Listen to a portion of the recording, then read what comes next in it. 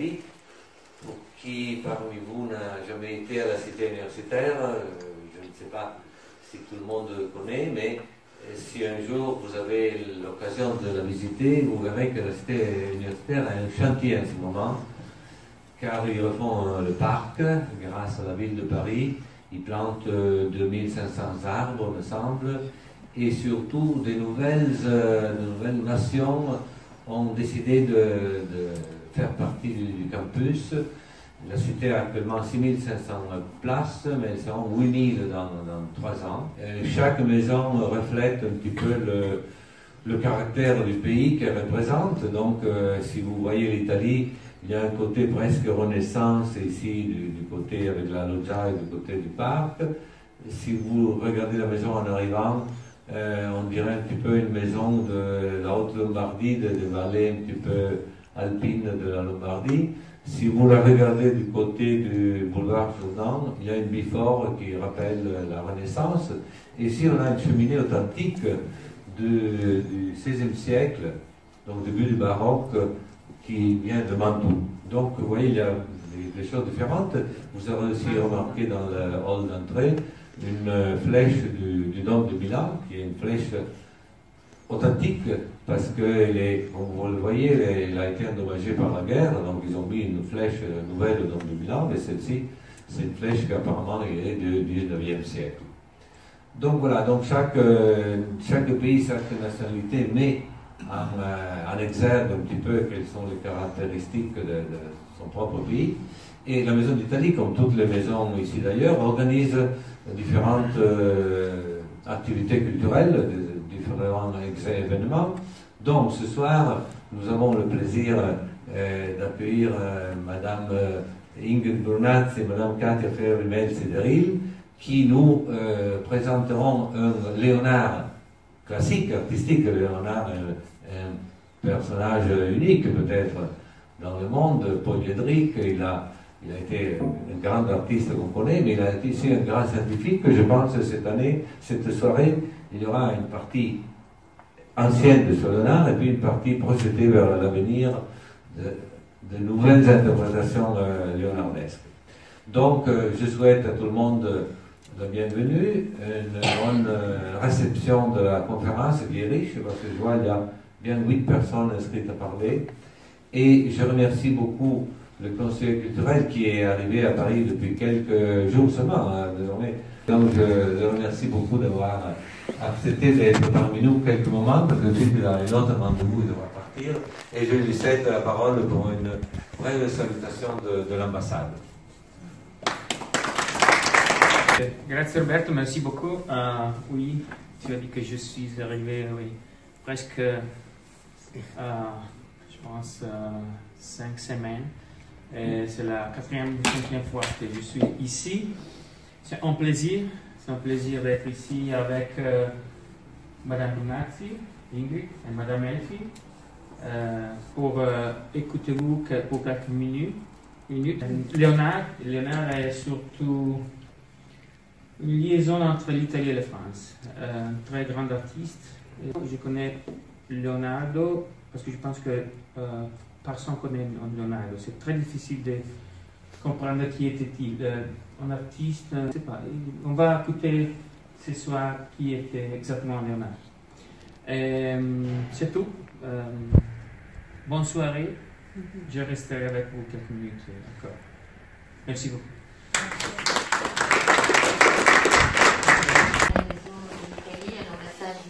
À l'ambassadeur Gianfranco Comagliano, à vous, M. Charlatan, pour nous avoir accueillis. Le CEA à Paris et le CEA à Venise, Florence et de Croatie sont très honorés de pouvoir organiser cette soirée en l'honneur de Madame Katia Melzi-Deril, qui est la descendante du compagnon de voyage de Leonardo da Vinci et qui est celle qui nous parlera de vive voix de ce qu'a été la vie de Leonardo, surtout dans la maison où il a vécu, qui est de sa famille, et qui nous donnera un peu des aspects inédits de ce personnage très, disons, secret en fait, qui a marqué l'histoire de la science universelle. Alors nous avons choisi Leonardo, pourquoi? Parce que dans ce contexte mondialisé où effectivement il y a des puissances émergentes qui sont les empires, comme on les appelle aujourd'hui, les USA, la Chine, l'Allemagne, les puissances économiques qui dominent la scène internationale économique, nous pensons néanmoins que notre culture latine a encore une contribution à donner dans l'évolution du futur. C'est la raison pour laquelle nous avons pris comme exemple emblématique ce génie universel et à travers lequel l'Italie a été, si vous voulez, la porte-à-voce, disons, d'une idée universelle de science et disons, de fraternité à travers les études scientifiques qu'il a fait. J'ai, moi, en qualité de présidente du CEA, Paris, voulu rendre hommage à ce grand génie à travers le roman de Cartier Desidéril, parce que je pense qu'aujourd'hui, plus que jamais, nous avons la nécessité de conjuguer nos excellences dans un contexte où, effectivement, la France et l'Italie ne sont pas vraiment les protagonistes de la culture mondiale. Mais où nous avons des spécificités qui sont très importantes, puisque nous avons, par cet esprit universel italien, la capacité de mettre ensemble les inconciliables. Et c'est la raison pour laquelle, du passé, c'est-à-dire de ce qu'a été la vie de Leonardo, j'ai pensé qu'il était intéressant de faire un voyage vers le futur en mettant à l'honneur trois scientifiques qui nous parleront de l'évolution scientifique de demain. Et notamment, j'ai pensé que dans ce contexte où nos amis anglo-saxons, avec le Brexit, sont en train de nous quitter, il était important de mettre en évidence quel est, disons, l'apport de la Grande-Bretagne dans l'histoire de la science européenne et qu'elle est parfaitement complémentaire avec l'histoire de la science française. Et je ferai donc cette envolée un peu historique, très synthétique, pour mettre en évidence quels ont été les liens entre ces deux pays qui aujourd'hui sont apparemment pas distants, puisque nous sommes jusqu'à maintenant la main dans la main dans ce beau projet européen, mais malheureusement nos amis britanniques apparemment nous quittent. Donc j'ai appelé avec nous mon ami Aubrey de Grey de l'université de Cambridge, qui aujourd'hui travaille aux USA et qui nous parlera de son approche, disons, très anglo-saxonne de la médecine régénératrice. Aubrey est un pionnier de cette science et notre ami également Jean-Marc Lemaître qui travaille dans le même domaine sur le front de la médecine régénératrice à Montpellier, et conjointement avec l'Association française du transhumanisme qui est ici aussi présent dans la personne de M. Emmanuel Gauvin. Voilà. Cette soirée a pour objectif de vous intéresser à des aspects qui sont assez, disons, inédits de la science contemporaine. La médecine régénératrice étant un domaine qui est en plein essor, mais dont peu de personnes connaissent les tenants et les aboutissants. Mais la soirée de ce soir est essentiellement de nous montrer que oui, le génie universel de Leonardo a été la contribution scientifique qu'il nous a donnée, mais c'est aussi, comme il disait, c'est tout ce qu'il avait fait, il disait à la fin de sa vie au compagno Melzi, ce n'est rien par rapport à ce que nous laissons de nous, et ce que nous laissons de nous, je pense que le vrai secret de la vie, c'est le partage de la connaissance et de faire en sorte qu'ensemble nous puissions aller plus loin vers des évolutions qui nous paraissent encore lointaines mais qui peut-être sont très proches, vers ce grand secret de la vie qui est celui de enrayer tous les effets néfastes du temps qui passe, notamment de la décrépitude, disons de la dégénération que nous subissons par l'effet de l'âge. Et je pense qu'il n'y a pas plus important aujourd'hui que pouvoir donner une contribution et de mettre plus que des années dans la vie, de mettre de la vie dans nos années. Voilà, tel est l'objet de la soirée d'aujourd'hui. je vous remercie chaleureusement pour l'honneur que vous nous avez fait d'être présent avec nous. Merci beaucoup.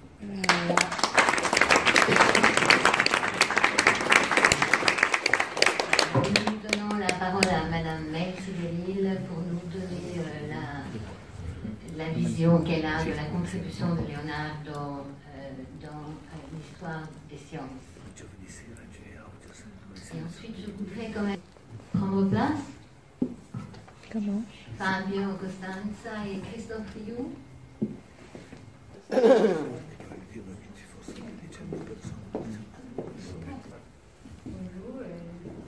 je veux remercier J'arrive de Florence, le lieu de l'universel, avec des amis qui sont venus à Paris avec moi. Là, nous travaillons un projet qui s'appelle La Nuova Terra et qui veut recréer l'harmonie entre l'esprit et la matière pour redonner respect et valeur, respect et valeur à l'être humain. À ce propos, nous croyons que c'est l'économie qui doit faire le premier pas. Un modèle d'économie évolutive tourné à l'évolution spirituelle et matérielle des hommes, au lieu de notre économie inductive, générée et réglée par des besoins qui ne sont pas réels et véritables, mais qui tout à fait gouvernent le monde. Nous souhaitons une économie qui va garantir d'abord les nécessités primaires de l'humanité et qui se développe sur la valeur et l'harmonie intérieure pour être capable de produire des valeurs supplémentaires. Un modèle de marketing tendant à créer une alliance et pas de barrière. Parce que chaque de nous est unique, mais nous devons être unis les uns avec les autres. Nous croyons que ça doit être le devoir de l'économie dans ce moment historique. Nous sommes venus de Florence, le lieu de l'universel, pour souhaiter que notre travail et notre pensée pourraient devenir universels. Parce que ça, en ce moment, est notre responsabilité. Merci.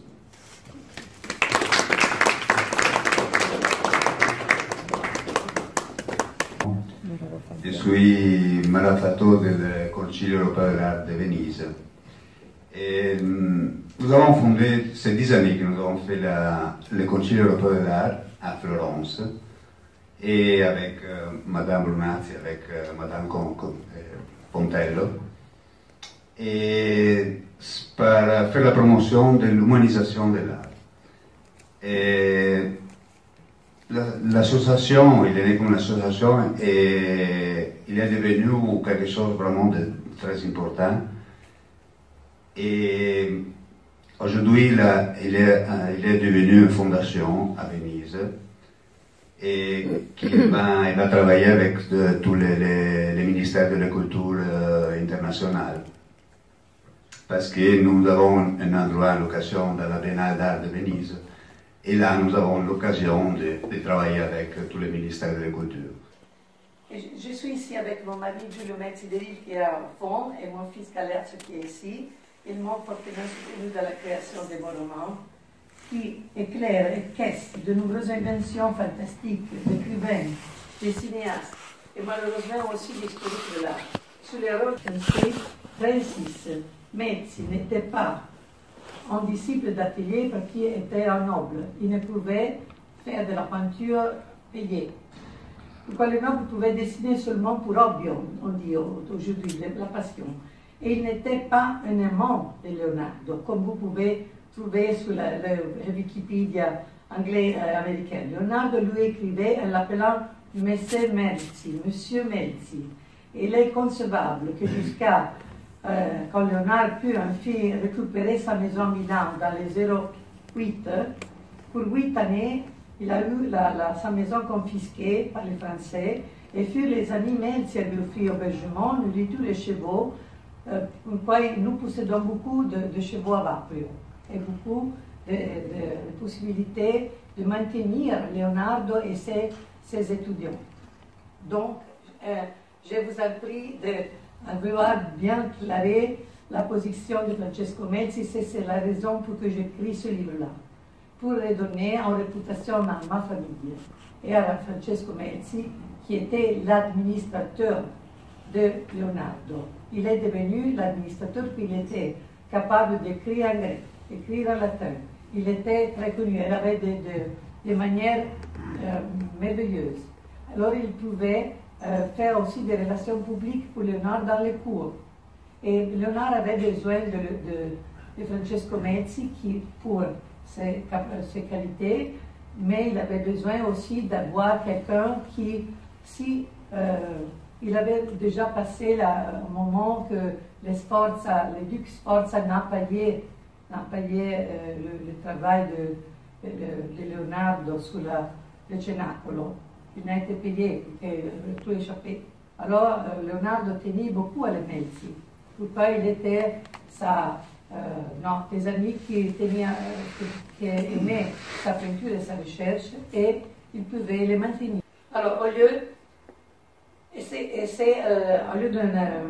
j'ai préféré écrire un roman pour ces raisons-là, qui nous permet aujourd'hui de révéler, même en non-expert, une histoire d'amitié et d'alliance professionnelle.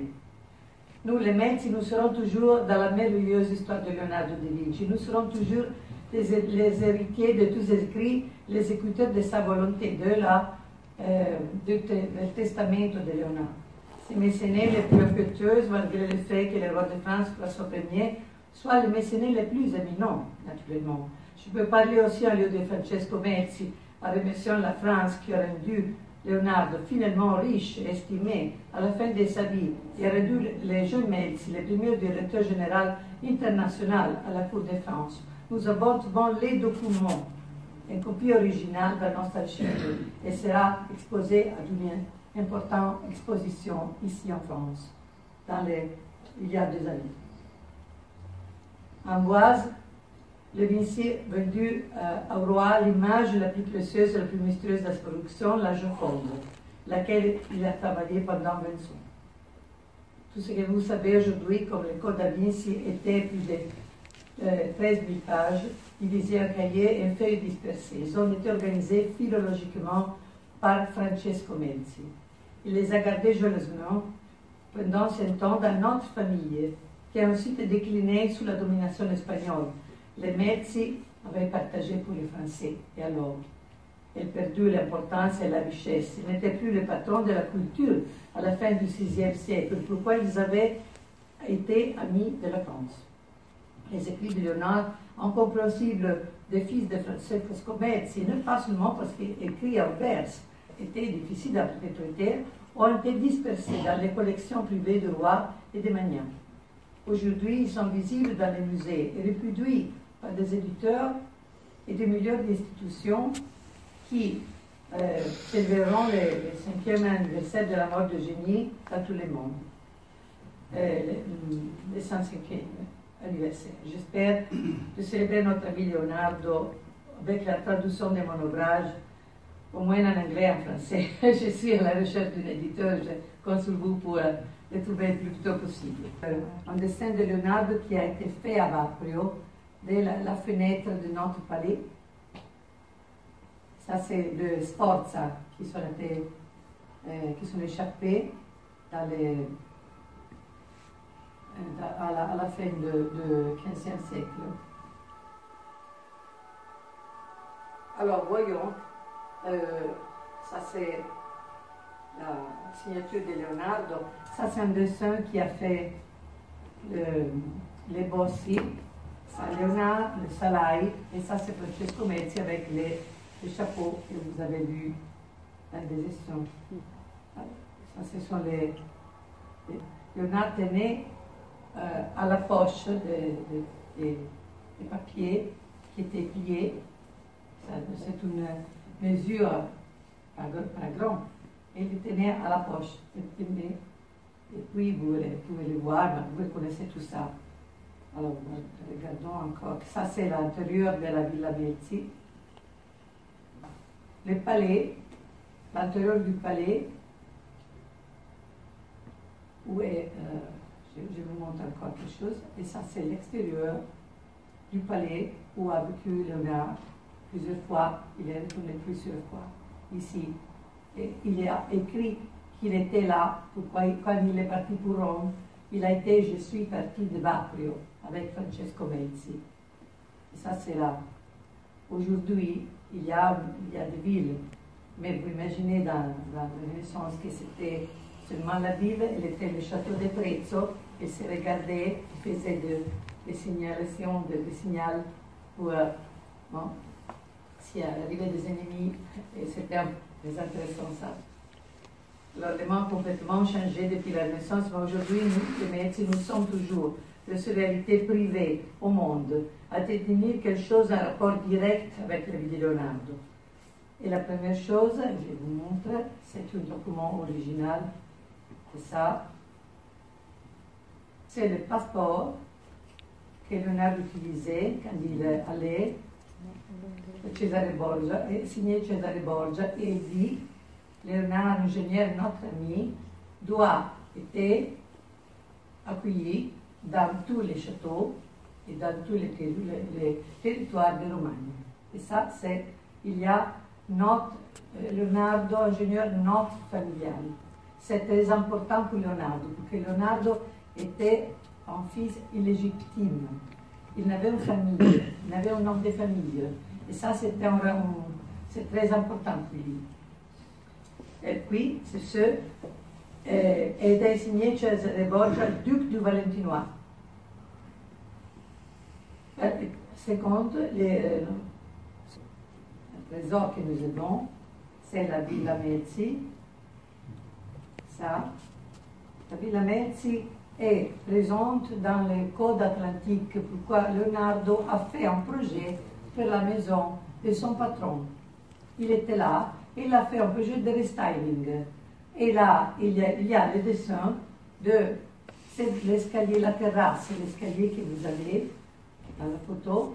Ils sont des jardins avec des hortes et des fleurs, et aussi des plants de fruits. Et cette organisation de la maison, mais maintenant vous pouvez voir le restyling, et puis il y a plusieurs changements qui sont de siècles après, mais il y a l'escalier, deux escaliers, gauche et droite, et puis il y a cette terrasse et ce système pour rejoindre le jardin jusqu'à la rivière. Et ça, c'est une chose typiquement de la Toscane. Il n'y a pas rien de ça autour. Tout c'est complètement différent. J'ai vu beaucoup de maisons et j'ai fait des recherches dans toutes les archives qui sont en Lombardie. Et aussi au dehors de Lombardie, il n'y a pas rien de ça. Et tous les châteaux et les maisons des nobles de Renaissance ici en Lombardie n'ont les rapports, rien du tout avec ça. Et ça, c'est dans les codes atlantiques. À Milan, à la bibliothèque Ambrosiana. Et puis, c'est la chose qui est plus d'émotion pour nous. Pardon. Quelque chose que c'est impossible à voir, pourquoi c'est une maison privée. Nous avons un affresco. Ça, c'est un affresco et vous pouvez reconnaître la main de Leonardo et de son étudiant. Ça, c'est un dessin de Leonardo d'un petit ange. Regardez le visage. Alors, grâce à la nouvelle technologie que nous avons maintenant, c'est possible d'étudier l'affresco sans les détruire. Et on cherchait dans le siècle de l'emporter. Et ici, vous avez des affrescos au Louvre qui ont été emportés de Napoléon, de Luini, de plusieurs peinteurs italiens de la Renaissance, pas seulement d'autres œuvres que vous avez comme la Joconde, comme toutes les œuvres qu'on a emportées de l'Italie sous Napoléon. C'est conservé dans notre maison et ce n'est pas ouvert au public. Et ça peut-être qui est les raisons pourquoi nous avons pu conserver ça. Pourquoi aussi la lumière, c'est très difficile de conserver une œuvre comme ça. C'est l'hôtesse, c'est 3 mètres. C'est 3 mètres. Et peut-être qu'il a été pinté pendant la fin du XVe siècle. Pourquoi l'hôtesse, c'est si grand qu'elle était Bramante qui avait fait la mode de figures si grandes. Alors, nous attendons les recherches de la chimie pour nous dire la période exacte de ce travail et aussi s'il y a au-dessus avec, come si dice, de la fibre optique, s'il est possible de voir quelque chose qui est dessiné. Alors, croisez les doigts pour nous. Alors, oui, vous avez cette image de la Vierge, que c'est un cadeau incroyable de Leonardo pour notre famille. Mais maintenant, nous parlons du travail méritoire de Leonardo dans le domaine de la médecine et de la recherche. Comme tous les étudiants, Francesco Mezzi devait assister à une séance de dissection d'un cadavre, où les sommes nécessaires pour mieux représenter le corps humain. L'anatomie a été interdite à l'époque par l'Église, mais Leonardo, tout comme Andrea del Verrocchio, jugea nécessaire ça pour pratiquer la bonne peinture et étudier d'autres choses, par exemple la conception de machines qui pourraient permettre à l'homme de voler ou de respirer sous l'eau. Mais Francesco devait étudier à l'intérieur de la merveilleuse machine humaine, comme le maître l'a fallu. Imaginez-les au cours de la nuit, le jeune Francesco, réveillé par son balai, poursuivre le maître Leonardo dans un lieu secret, faisant sortir de corset un rabat de Battista per la poser sur son visage. Maître Leonardo donnait un tissu qui sentait le vinaigre, le clou de girofle, le poivre, la lavande et la verveine. Cet mélange éveillait son nez aussi l'intellect. Le fameux médecin Marco della Torre est à la côte du cadavre et l'a soigneusement inspecté. Puis Leonardo s'est assis et a commencé à dessiner rapidement le corps écrasé par l'assistant du médecin avec ses crayons. Et un accord avec della Torre, afin que tout puisse avancer lentement, qu'il permettait le dessin de chaque passage. L'accord entre les gestes de l'autre et l'un et de l'autre était génial. Les traits d'anatomie sont écrits, dit Leonardo, adressant à son élève Francesco. Dans la salle universitaire d'anatomie de Pavia, fait les traités a été lu par le lecteur, un assistant fait l'autopsie, et le professeur utilisait une longue tige en touchant les organes internes et décrivant l'état qu'ils doivent avoir selon les diverses maladies. Notre ami Leonardo, cependant, a souligné l'importance de l'observation méticuleuse et de l'illustration pour réfléchir sur les causes et les solutions possibles de la maladie. Il montre la figure de l'homme avec tous les aspects. Ses écrits étaient simples et basiques. Ses impressions en marge du dessin. Lorsque le professeur de la Torre hocha la tête, l'assistant a pris une sorte de poignard mis et pointure gravé la poitrine du cadavre. Le sang a commencé à couler abondamment et noté cisaillé des côtes pour attendre le cœur. Leonardo avait commencé à travailler seul.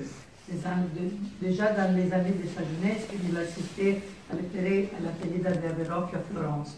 Parmi les artistes était très répandu sur mesure pour se consacrer à l'étude des formes du corps humain à travers la dissection, afin de mieux être en mesure de faire leur propre œuvre. Mais il voulait aller au-delà de l'étude des muscles. Il a ensuite été reprise à Paris avec l'aide de Luca Pacioli, qui lui a présenté au Studium, la première salle de classe de l'université où il enseigne de la Torre. Leonardo a connu ce médecin de la Torre. Il a commencé à faire l'autopsie avec le de la Torre. Et regardant le de la Torre, il a continué comme un savant. Il avait commencé avec Andrea del Verrocchio, mais il n'était pas un savant. Alors, Falcorio della Torre était né à Vérone, etc. Vous pouvez regarder cette histoire. Il avait rencontré Leonardo dans les groupes d'érudits qui tournaient autour de l'atelier de Fra Luca da Borgo à Paris. Il avait le mathématicien Giovanni Mariani, Fazio Cardano, et le père Gerolamo Cardano, qui était un mathématicien. La rencontre avec Leonardo a été décisive pour la recherche anatomique du génie. Depuis lors, les réunions sont multipliées. Alors que le jeune Marco faisait de la dissection audacieuse, Leonardo faisait des dessins et des détails au crayon rouge et au crayon pointillé. Aussi, les maîtres travaillaient sur les cadavres. Et avec le Lattore, il a examiné les peaux et les os, les organes et les intestines. Ces dessins n'étaient pas exécutés sur les grands livres en papier habituel coupé à la main par les élèves plus jeunes et soigneusement pliés pour faire des livres qu'ils pouvaient apporter à sa ceinture. Les dessins de médecine, ce ne sont pas quelque chose que va porter à la poche. Sont grands. Ça, pour l'importance qu'il y a. Alors, Léonard désirait publier un livre dédié au corps humain. Et pourquoi ce projet fallu? Les éditeurs doutent hésitaient. Qui aurait jamais voulu lire la dissertation médicale d'un artiste? Pour la même raison, je suis diplômée en économie et je préfère publier un roman et pas un traité de peinture ou d'histoire. C'est la même raison. Alors, dans la salle de l'anatomie, la dissection continue. On a découvert l'épaule. Et je me suis souvenu d'un tableau de notre ami Léonard de San Gerolamo, avec les os qui sont dessinés très bien. Maintenant, le maître Léonard ouvre une boîte en bois. Il y a dedans un crâne, une plaque de verre, une fourchette et une pince. Et ça, c'est la mousse de Leonardo. Il y a été une exposition à Londres avec la liste de l'objet que Leonardo utilisait pour la médecine. Et obtenir un crâne, regarder le cerveau, détruire la substance, écrit Maître Leonardo. Pendant ces heures, il utilise d'autres instruments, scalpel, une ongle, un sac de noix de muscade, une fourchette, une lampe de poche, un papier, une poignée de craie, une boîte de cire blanche et même un dent, peut-être un animal. Si vous avez rien pour mesurer un cadavre, utilisez votre doigt comme unité de mesure, dit Leonardo. Je suis parti du désir d'être fidèle à la nature dans ma peinture. Massimo m'a conduit à rechercher l'apparition du monde physique sous tous ses aspects. J'ai compris les plus importants, le corps humain. Grâce à ces études anatomiques, notre ami Léonard a expérimenté des théories sur la proportion idéale du corps humain. Il a essayé de forcer les secrets de la vie, qui est le titre de notre conférence, de la conception au développement, au sens, à la mémoire. S'il pouvait, il aussi dépend l'âme. Vous te rappelez les dessins d'un utérus contenant un enfant qui a semblé dormir. Grâce à ces études de pionniers, les écoles de médecins ont eu le courage de procéder en utilisant la langue d'un architecte ou d'un ingénieur. Mais vous pensez que les dessins de Léonard étaient disperdus. Donc, nous avons attendu 200 ans pour que tous les savants puissent étudier tous ensemble et réfléchir sur le travail de Leonardo. Et nous, maintenant, nous sommes ici pour ne perdre la recherche et les idées, mais les mettre en commune, avec moi, non, mais entre vous, monsieur savant. Pourquoi nous ne perdons ce temps encore? Alors, je tombe pour là, et Léonard coupe l'écran verticalement et la moitié du devant droit. Et pour nous dire, vous avez vu, c'est le cerveau qui contrôle tout, même le cœur. Car si vous poussez le cerveau du lézard avec une épingle, il meurt instantanément. Et ce corps cesse de battre. D'ici là, si vous étirez vos cœurs, il arrête de frapper, mais certains membres bougent de nouveau, parce que le contrôle vient du cerveau. Puis l'assistant aide à chevaucher les deux morceaux du crâne pour contrôler la position des cavités par rapport à la qualité du crâne. Son inquiétude au sujet de la proportion du crâne et d'eau est formidable pour son époque, une préoccupation répandue chaleureusement, qui considérait le corps humain comme une expression idéale de l'harmonie. À Rome, Léonard a acquis en bonne réputation et a autorisé à travailler sur des cadavres humains, qui pourraient être le corps de criminels exécutés ou de pauvres, ce qui avait plus pas des parents qui pouvaient payer pour l'enterrement. Et ce fut un grand soulagement pour lui. Il ne devait plus être condamné par le pape et certains puissants ennemis obstinés et compétents. La première fois que Francesco Comezzi a rencontré Leonardo, il était il y a quelques jours qu'ils sont revenus de Florence, il avait fait l'autopsie du vieux homme. Il avait tout enregistré dans ce livret. C'est Lyon.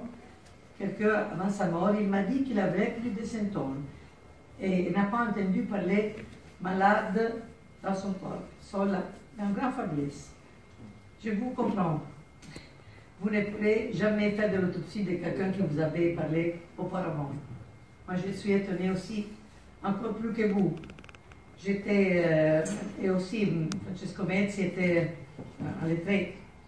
Mais Léonard était un érudit plus grand de nous, étonnant de savoir. Il a là dans son esprit des choses que je ne peux même imaginer. Ça, c'est la fenêtre où se trouve c'est l'ouvert de l'étage ici. Ça, c'est la fenêtre où il y a la fresco. Et puis encore, vous pouvez voir très bien ici les terrasses, comme elles sont organisées. Alors, la beauté de ces dessins d'anatomie sont soulignés dans la lettre d'Antonio De Beati, secrétaire du cardinal Luigi d'Aragona, qui a rendu visite à Leonardo pour le château de Cloud et a été accueilli par le roi François Ier. Ces dessins représentent l'anatomie d'une manière n'a jamais été encore faite par une autre personne. Je savais que pas tout le monde était si étonné devant cet tas de peine. En raison de la décision pratique de différentes parties, il a suivi la recomposition à travers les dessins de ceux qui avaient été séparés. Ce sont des dessins 3D.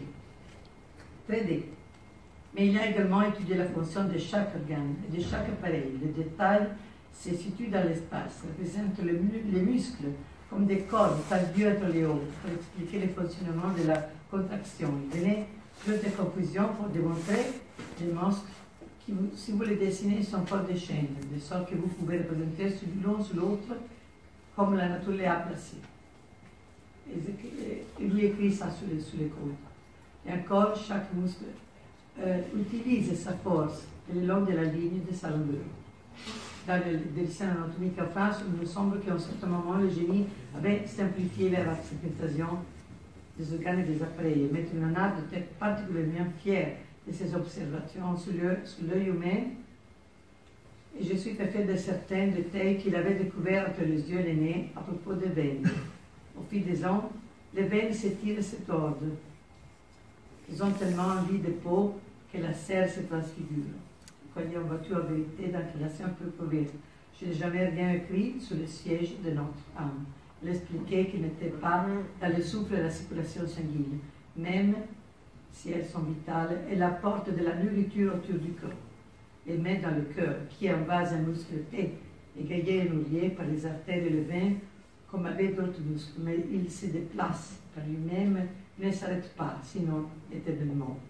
Selon lui, pour résider dans les crânes, les impressions convergentes convergent. Merci.